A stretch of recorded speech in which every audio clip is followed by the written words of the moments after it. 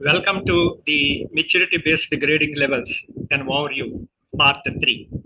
In the part 2 of maturity based grading levels, I presented the comparison in terms of the degrees of attainment across the four levels, that is, for level 1, 2, 3, and maturity level 4. And at the same time, in the same part 2, the details of maturity level 4 were presented. Now, in part 3, I am going to present the details of the maturity level 3.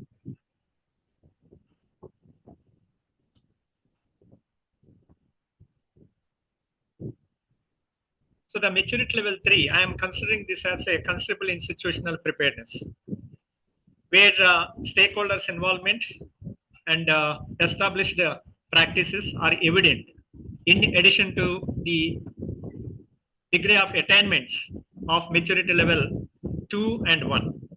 Now, getting to the attributes.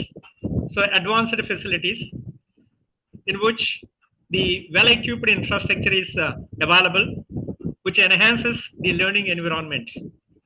It must be clearly visible in the level maturity level 3 institutions.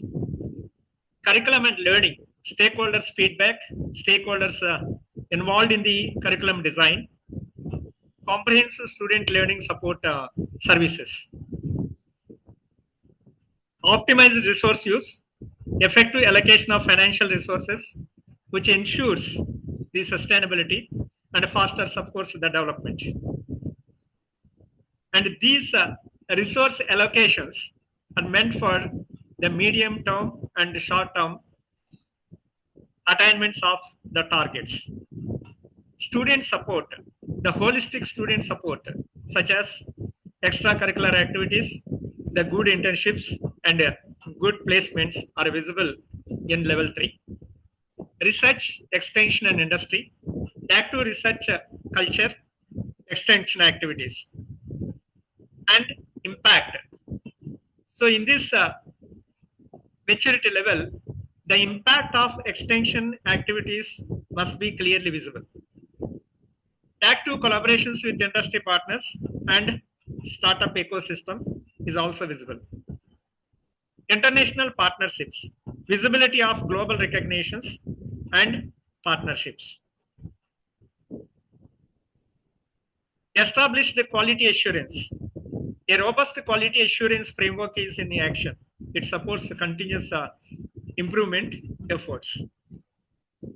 Governance and good practices, well organized governance, and decentralized decision making systems. Sustainable practices and active stakeholders' involvement is visible in these institutions. When it comes to the details of these parameters, major parameters, under academic programs and curriculum, a wide range of academic programs and multidisciplinary programs related to undergraduate, postgraduate, doctoral, and diploma and certificate courses across diverse fields. Curriculum is regularly updated and aligned with the needs of the society, industry, and global standards. Faculty use innovative and student-centric teaching methods, incorporating e-learning, flipped classrooms, etc.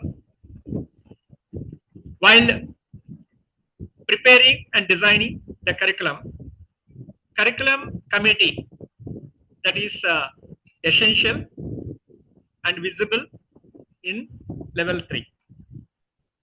And a teaching learning infrastructure, well-established infrastructure including modern classrooms, digital learning resources, advanced collaborative and skill imparting laboratories. All these things are visible. A favorable student to faculty ratio that allows for personalized attention. Continuous investment in academic infrastructure to keep up with the technological advancements. Student support and services under this comprehensive student services means career guidance, counseling, skill development, and internship support. Active alumni networks or chapters and robust placement cell with strong ties with the industry. Student performance is regularly tracked and interventions are made with students to ensure the academic success. Research and development. Research output is significant in terms of the paper publications in repeated journals and securing research grants and patents as well. The research centers are well established and collaboration with industries or other universities is common. Institutions have research partnerships with international universities. Research funding is clearly evident in level 3. Governance and administrative systems. Effective governance structures with a focus on academic and administrative autonomy. Decentralized decision making for efficient management at departmental and institutional levels.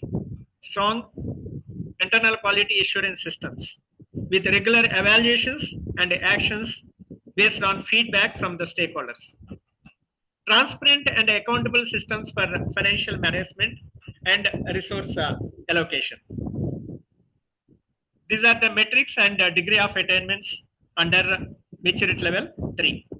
Now, coming to the maturity level 2, moderate institutional preparedness.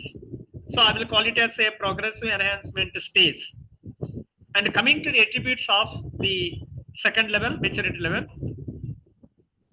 improved infrastructure. That means improved means compared to the first level. Noticeable enhancements in facilities are present. Moderate teaching learn infrastructure supports academic and admin functions are visible. Curriculum and learning. Curriculum updated based on feedback. Introduction of modern learning methods, job-oriented courses, emerging technologies, etc. under curriculum and learning. Faculty and student support. Improved faculty development programs and student services are visible. Enhanced resource allocation. Increased funding is evident compared to the first level. It supports various institutional activities and growth. Research, innovation, and extension. Even in the second maturity level, it has importance. Increase in research outcomes, paper and patent publications, and outreach programs are visible. The governance, established governance and administrative systems. Structured quality assurance, a systematic approach to the quality assurance is implemented compared to the first level. Policies and procedures are already in place in second maturity level. Coming to the details, academic programs and curriculum. The curriculum is being updated with some programs offering specializations that meet industry needs. Initiation to innovative teaching methods and technology into the learning process are evident. Some interdisciplinary programs or postgraduate courses may be introduced in level 2. And teaching and learning infrastructure. The improved teaching and learning resources such as digital classrooms, library facilities, and online learning platforms. Student faculty ratio is gradually improving, though still not ideal. Some programs may have access to specialized labs or equipment, but they are not across all departments. Student support and services. The basic student support services such as career counseling, placement, and health services are in place. Student engagement in clubs, societies, and extracurricular activities is increasing. Placement records are improving, but may still be limited in scope and industries. And another important thing is in previous levels, that means level 3 and level 4, I didn't mention about the student engagement in clubs, societies, and so on. It doesn't mean that the student clubs and societies are not required in level 3 and 4. So next level means all the previous level parameters are included. Please note this point. Placement records are improving, but still be limited in scope and limited industries. Research and development, the research output is still limited, but growing. Faculty members may be engaged in small scale research projects and research collaborations. The institution may have applied for external research funding, though it might not have significant success yet. Research centers or specific departments focused on research are emerging. Governance and administrative systems, the governance structures are becoming more transparent with some level of decentralized decision-making powers.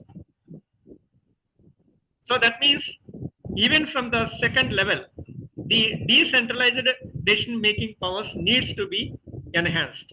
So they reach to the mature level in maturity level 3 and maturity level 4. Administrative process like admissions, examinations, and grievance redressal systems are becoming more streamlined. Quality assurance mechanisms are becoming more robust with periodic self-assessment and internal audits.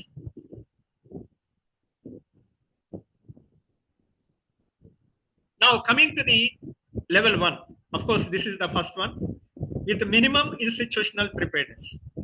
I will call it as a foundational criteria. So basic infrastructure, essential facilities are in place, only essential.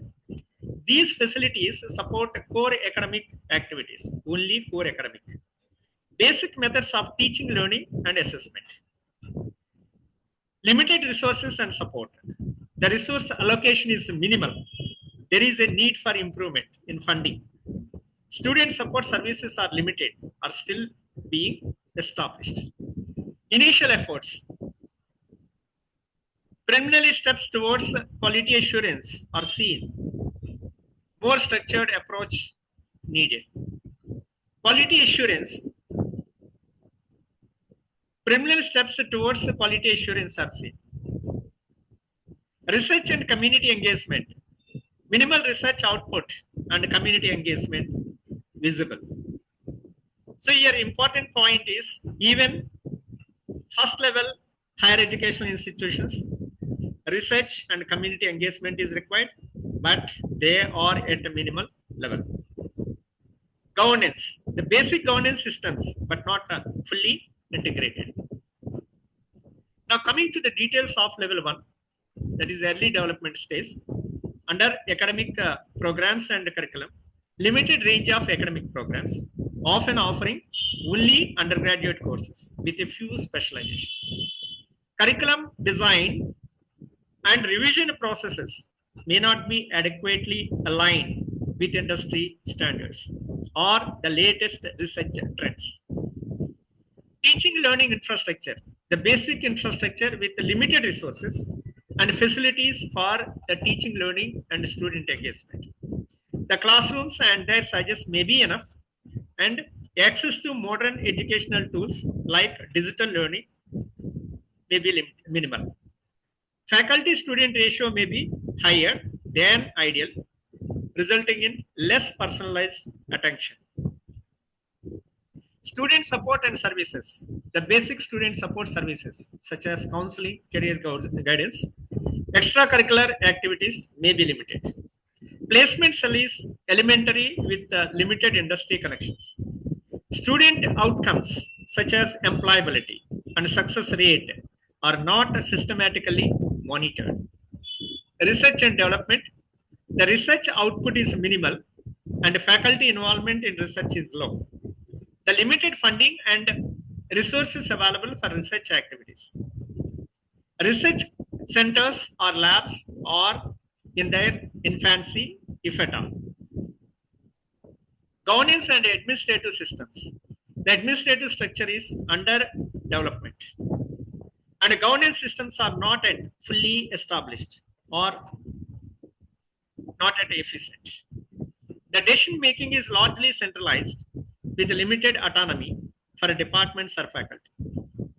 Internal quality assurance mechanism is often in their infancy, lacking consistency and comprehensive evaluation procedures. This is about the level 1 details. And once again, I'm repeating that the information provided here is only my personal views. And before closing this video on maturity-based grading levels, here the higher educational institutions, they are not mere academic learning centers, are not mere teaching learning centers. So they have to involve in innovation. They have to, that means the faculty of those institutions have to involve in research. They have to involve in product development. Altogether, they have to become leaders across all the parameters what it was mentioned in quality certifying agencies parameters. And on the other side of the coin, the quality certifying agencies must be transparent and genuine in assessing and accrediting the institution. Then only we can get the expected outcome from these educational institutions. And finally, it helps to achieve the targets of the nation, that is Vikasit Bharat, or a developed nation by 2047. Jai Hind. Thank you, everyone. Thank you.